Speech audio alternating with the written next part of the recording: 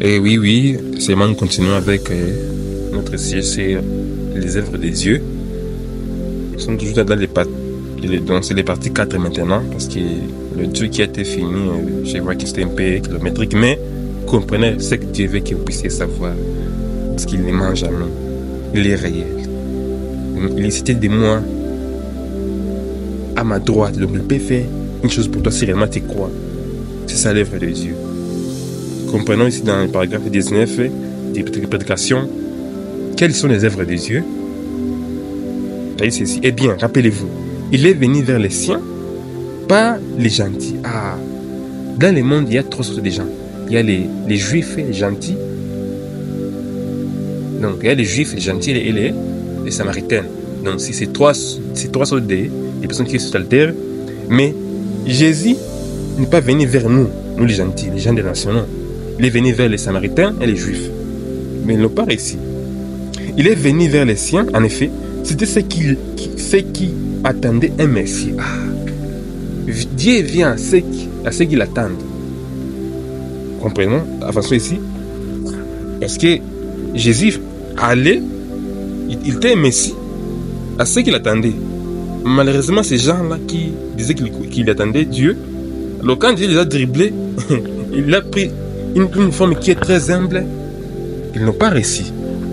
C'est pourquoi ce matin aussi, Dieu peut s'humilier, il parle dans une voix d'un homme pour t'aider. Mais le problème est que quand tu essaies de voir la manière dont il est venu, tu négliges. C'est le problème des gens.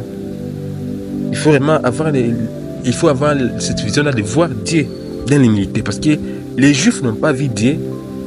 Ils pensaient que Jésus-Christ pouvait venir d'une manière très mystérieuse, pouvait venir avec comme un roi, donc d'une manière très étrange. Mais quand il est venu, là où il était né vraiment, c'était vraiment très très misérable. C'était très très humble, dans une étable. Mais ils n'ont pas réussi. Il faut vraiment comprendre que ce Dieu-là est maintenant, il ne change pas. Donc il est vraiment toujours dans l'humilité pour te parler, pour te sauver, pour te guérir. Il ne peut rien faire, donc il ne peut pas changer sa manière. C'est l'homme qui change.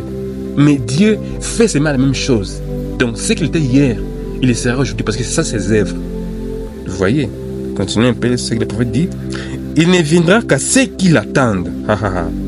C'est grave ici. Il ne sauvera qu'à ceux qui veulent être sauvés. Voilà, c'est maintenant. Donc, tu peux être sauvé parce que ça, le livre de Dieu, c'est ce qui me pousse à partager la parole. C'est qu'une âme soit sauvée, une âme soit bénie. Donc, tu peux être sauvé parce que si vraiment tu le veux. Parce que dans Apocalypse 3, verset 20, la parole dit que Jésus frappe à la porte. Or, c'est toi qui est à l'intérieur, qui a les clés, donc qui a les poignets. Donc, ici, la porte, en dehors, ça n'a pas de serrures, ça n'a pas même des poignées. Mais c'est toi qui possèdes des clés. Si Dieu frappe à ta porte maintenant, est-ce que tu es prêt à laisser entrer dans ton cœur? Parce qu'il ne vient. Donc il ne sauve que ceux qui veulent être sauvés.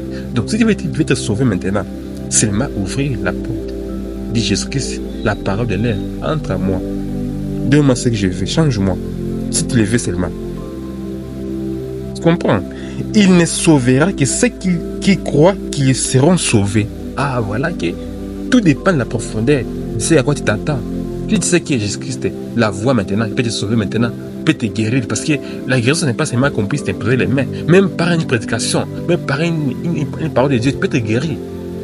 C'est une atmosphère qui est tellement grande. Quand tu es de loin là et tu crois, dire ma Dieu, je veux que ce soit réellement comme mon frère parle maintenant. Et tu dois être guéri parce que c'est le don de Dieu, ce n'est pas moi.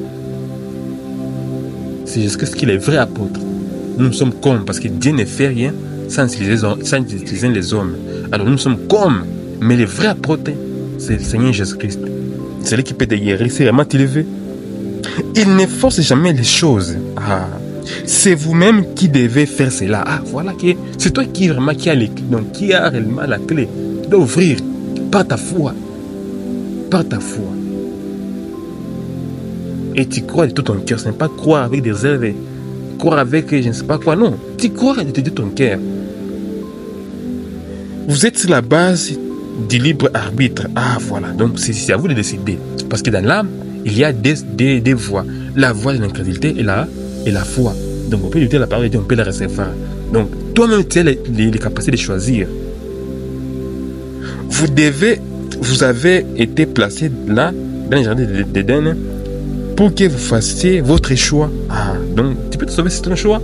Tu peux aller en affaire, c'est ton choix. Ce n'est pas le choix de Dieu.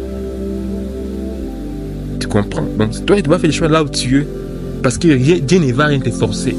Ça, je te le rassure. Donc c'est ton choix qui fait vraiment ce que tu seras dans 5 ans, si tu as crié. Il est venu chez les siens. Il est venu chez les siens. Eh bien, après la façon dont nous voyons les Écritures, tous les êtres humains descendent d'un seul arbre, Adam. Voilà. Donc tous nous venons de l'arbre d'Adam. Après la destruction du monde antédiluvienne, l'Église est venu et a détruit les êtres humains. Alors vous comprenez aussi le truc ici. La parole nous dit que ce qui était arrivé au temps de Noé arrivera de même au temps de la venue du Fils de l'homme. Au temps de Noé, qu'est-ce qui s'était passé là-bas? À Sodome et Gomorrhe, il partait des choses que Dieu avait interdites. Des mariages homosexuels, une vie impure. Il y avait beaucoup d'incroyants. Alors c'est la même chose qui se passe aujourd'hui. Des mariages pareils. En tout cas, c'est à quoi Dieu vraiment n'aime pas. C'est ce que les religions autorisent aujourd'hui. Alors, Dieu avait détruit ces gens-là avec l'eau. Mais il avait promis, je crois dans Genèse 6, qu'il ne veut pas détruire encore le monde avec l'eau. Mais ça sera avec du feu. Et Dieu, ce n'est pas Dieu qui va détruire le monde. C'est les hommes seuls qui vont détruire le monde parce que ils ont des missiles de standés. Vous voyez ce que la Russie prépare. Donc chaque pays prépare ses armes là. Donc c'est seulement une bombe. Si on lance là donc en Russie, d'autres États-Unis, tout le peut même se terminer dans 10 secondes. Donc c'est l'homme qui va détruire lui-même parce qu'il a vraiment ces instruments là.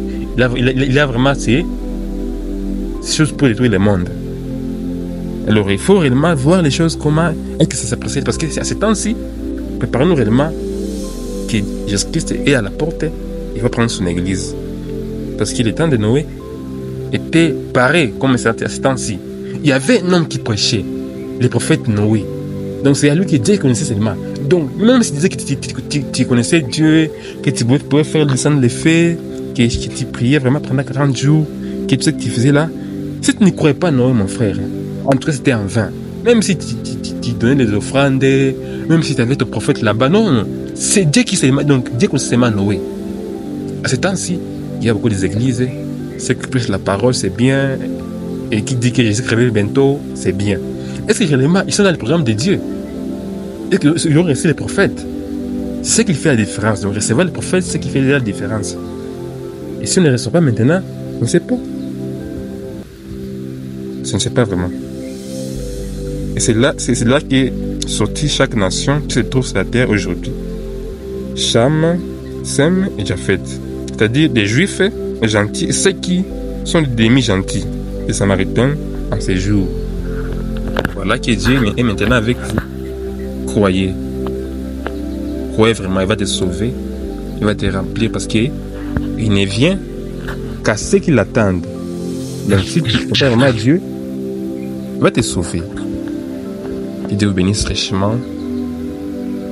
Dieu vous bénisse richement.